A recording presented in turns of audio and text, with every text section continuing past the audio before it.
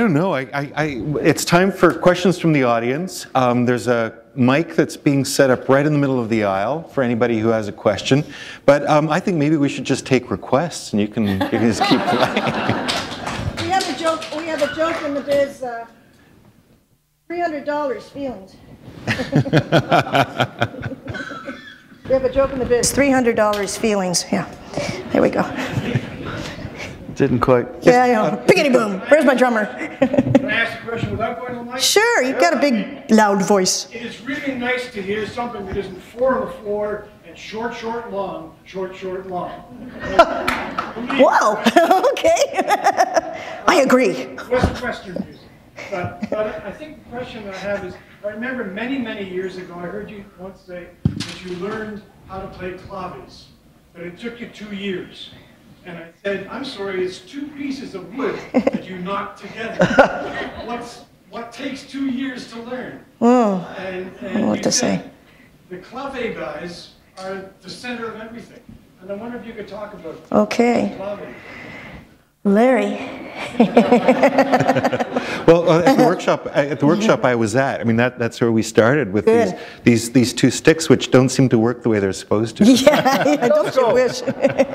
Papiosco. He's not back there. Well, the clave is here. He comes, Mr. Clave. Okay, Mr. Clave, we need you. Mr. Clave's walking down. The clave is. Venga, venga, venga. Hold on. Start. The clave is the heartbeat of the Cuban music, and it may sound different from our music. Like, I think the heartbeat of jazz is the boom, boom, boom, boom, boom. It's the bass, boom, boom. But the clave is. Look at everybody doing it. So it's existing two different clave, you know.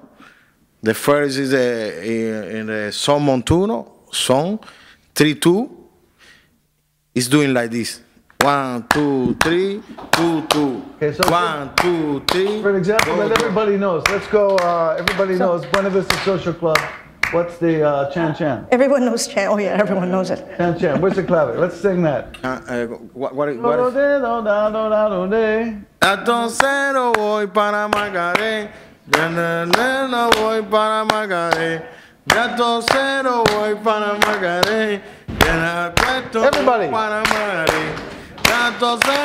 Everybody, let's question. Let's work for John. Good night, everyone. How about oye, ¿cómo va? Okay. Oye, ¿cómo va? Oye, ¿cómo va? Mi ritmo bueno para gozar. Mulata, oye, ¿cómo va? Mi ritmo bueno para gozar. Yeah, this is the, you know, this is the Cuban, this is the one thing for the clave. The 3-2 is for the son montuno, and then the other clave is 2-3. It's for guaguancó, rumba, Colombia,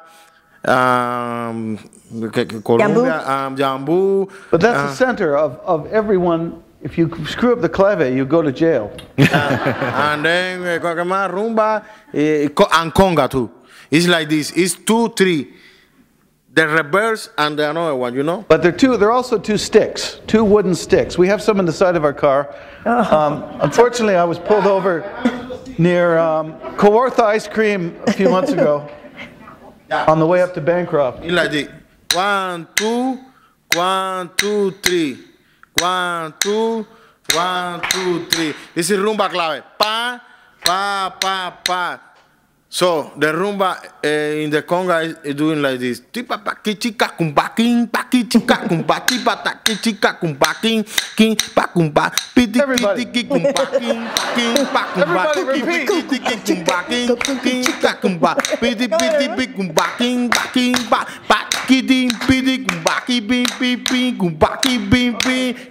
Well, we'll dance. That's for next lecture. Thank you, Papiosco. Yes. But I had these in my car, and I was busted for speeding a few months ago near Kawartha Dairy, Near Bancroft. There were some training guys, and they got me, and they walked around the car, and they kept walking, and then the one guy, the trainee, looked and saw those claves. What are those? I looked at him and I just said, 2 pieces of wood. But he thought they were these kung fu like. Weapons of mass destruction. He's a trainee. He thought they were like, I was going to go out of the car and do a. Yeah. But talk about that's what they are. So I mean, and this really is just the basic stuff, and then you start layering on. Well, that's, you've got it. That's the wonderful thing. I mean, that we do at workshops, where you start with the clave. That's the basic, and then you add the bass. And everything sounds like, where the hell are they? Where is it? Where's one? Because it's shifting all the time. Yeah. And then the piano comes in, dig it, go, go, but it fits together so beautifully. But all the parts.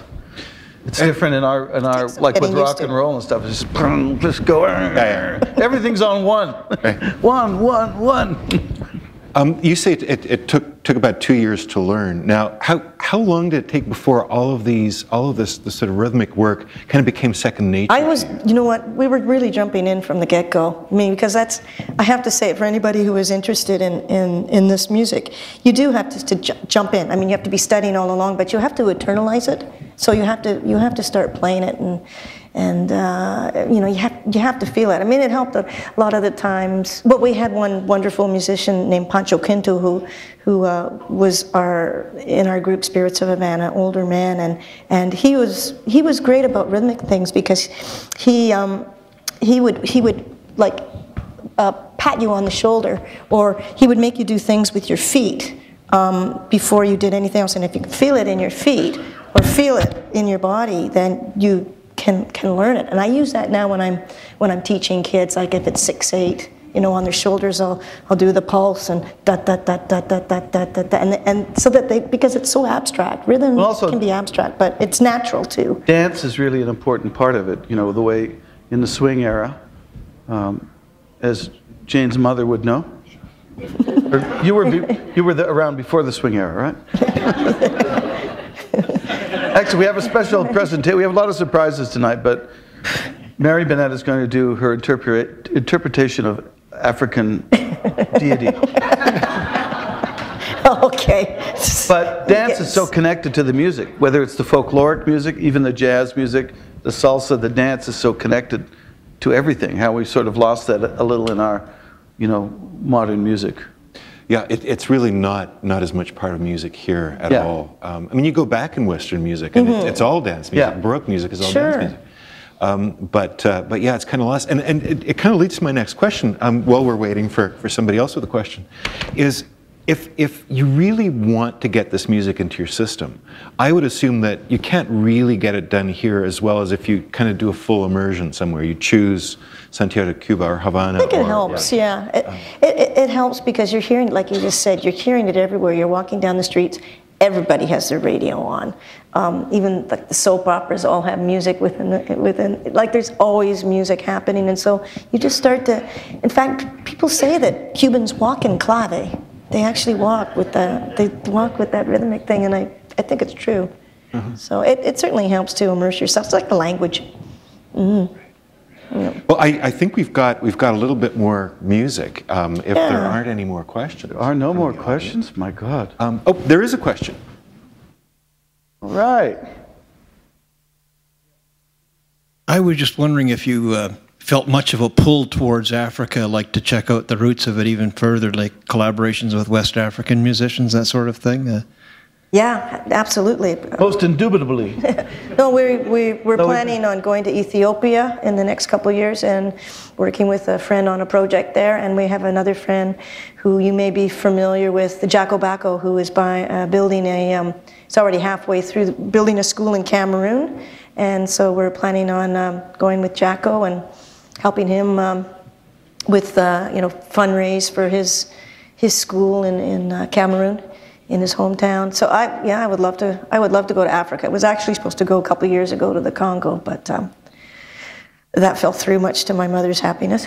If I could plug something very quickly, that the library has a great resource, is the Rough Guides. You know, there's over 200 CDs from all around the world, and the library's got most of them out there in the system. Wonderful. So if you get on your PC, you can book them. Great. And it's a great way to get into genres from all the world over. Okay? Well, why don't you become one of the tour things manager? I don't mind paying taxes for. Well, hey. Cynical motherfucker. That was my question. When are you going to play the horn? He just did. It's all over. So there was this incredibly rich jazz scene in Addis Ababa in the 70s. They had all kinds of really neat experimental stuff. I mean, those people are probably still alive, where you can get an awful lot of sort of wisdom. Well, there's so much, you know, there's just so much actually a music very interesting everywhere.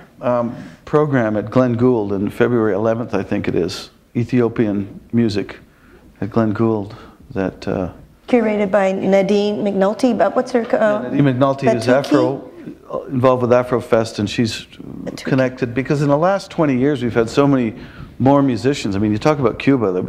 20 years ago there were maybe 4 or 5 musicians. Now it's like everywhere we turn there's a new brilliant musician, and it's like that with African musicians as well. People that were semi-stars in their homeland, and they're, you know, here working as security guards in, you know. Right. So that's something that's really growing and developing, and I think Toronto's a good home for that. Now, you've got a couple of gigs coming up at the end of the week. Thank you. Yes. Tell us. Yes, well, we're playing at Hughes Room on Friday. That's a CD launch, and we're sharing the bill, and they are actually on our new CD too, with the Heavyweights brass band. Have you seen those guys? You heard the Heavyweights brass band? They're pretty fun. They're a pretty wild bunch of kids. We've worked with the Soul Rebels in New Orleans, and they're pretty heavy duty New Orleans brass group. But these guys are very, very good musicians, and they really play great. They're just different cats, though. The Soul Rebels come out. I mean, they're really from the street in the second line, and these guys are, you know, nervous about. They have to get back to make cookies for their Christmas party. Yeah. You know? Yeah. The reversal was cut short because the trumpet player had to go home to make cookies for the Christmas party. The Heavyweights brass band. If you haven't heard them, they're just incredible. Yeah, that's on Friday. That's sort of the release, the world debut of. That's going to be a lot of people on stage. I don't know. I don't quite know how we're going to do it. It's keeping me up a bit at night because there's going to be a lot of musicians. Spirits of Havana and the Heavyweights. It's Friday night. That's lots of people. At Hughes Room, and then Saturday night we're doing like a salsa party at the Lula Lounge with Song at Che and singer Alberto. So that's going to be sort of crazy the first party. part of our set. There's actually flyers on the tables outside if people want to grab it to. And our new CD is 2 CDs. It's 30 years of our work. It's sort of the best of. Called we Mundo. think our best of have about 17 CDs. That was hard to pick, but we sort of picked. And there's some stuff that didn't make it onto CDs before. There are a couple of tracks, right? Those 2 brand new tracks with the Heavyweight brass band. And a couple things that were sort of a little. One's like a stroll from New Orleans to Havana, and the other is a song about Haiti, written after the earthquake. There must be some more questions before we go. Oh. No. When are you going to refill my scotch supply, Larry? Question from Jane's mom. Have you ever met Castro? No, we were at a party at the Canadian Embassy, and we were about 5 feet away from him. I didn't actually meet him, but he was 5 feet away from me, which was quite incredible. And I had another experience at, actually it was the same week, on a rooftop where I said to Larry, quick, get your camera, look at this Fidel Castro look-alike. And so it was a guy, he was in battle fatigues and the shirt and the beard and the hat and the whole thing. And I was like, hey, take a picture, this is so cool. Because I thought they'd have dressed someone up as Castro, and it was Castro's brother. Not Raul, it was Paulo. Ramon. That was, I found out after, and I was like all over. It was really not cool. But I got the photo, so that's as close as I've come. I think we can do with a better question than that. We do have a question. I've been to Cuba several times, but not for a couple of years. I just wondered, is it still a problem for the musicians to maintain their instruments down there? Yes, it because is. when I was there, it was a lot of their instruments were like their cars. They were sort of held together with duct tape and string, and I just wondered if that changed Yes, or that's anything. why we've been doing our program since about 1997, called The Spirit of Music, and number one, the corrosion, you know, just with the salt in the air is problematic in Cuba. A lot of the instruments that they have been passed down for years and years. They're Eastern European, you know, Czech horns, bad Russian horns. They haven't been able to be maintained because they haven't been able to get certain supplies in there to repair. And the art of repairing has kind of died too because they haven't had the supplies to do it. Yeah, they haven't developed that. I mean, we've gone and tried a few times. You know, some of the musicians that travel usually have good instruments, but a lot of the musicians you see that are great, and all the students, they have, you know, everything like valve oil that you need to keep these things going. You know, they have nothing like that, so they find other ways. And pads, things, just simple little things, and reeds, and strings, and, you know, yeah, I mean, guitar strings and violin strings, it's like when we take them down, it's like, you know. You can bet if you go to Cuba and you're going to stay in a hotel, there's going to be probably a pretty good band playing in the hotel. So if you have anybody in your family or know any musicians and can maybe take something, you know, guitar strings or something like that, they will love you. Yeah, so it's a nice thing to be able to do because everybody always needs something because it's very difficult. Mm-hmm. In a country where there's just so much music, it's a real shame. Yeah. Well, we do have one last piece of music. Yeah, we do. I think that the literal translation for descarga is unloading music. Yeah. Right? Just to unload the... downloading music, unloading. Yeah, okay. And so I guess the official thank you for being here tonight and for sharing your music and sharing some of your history. It's been a real pleasure. Thank you.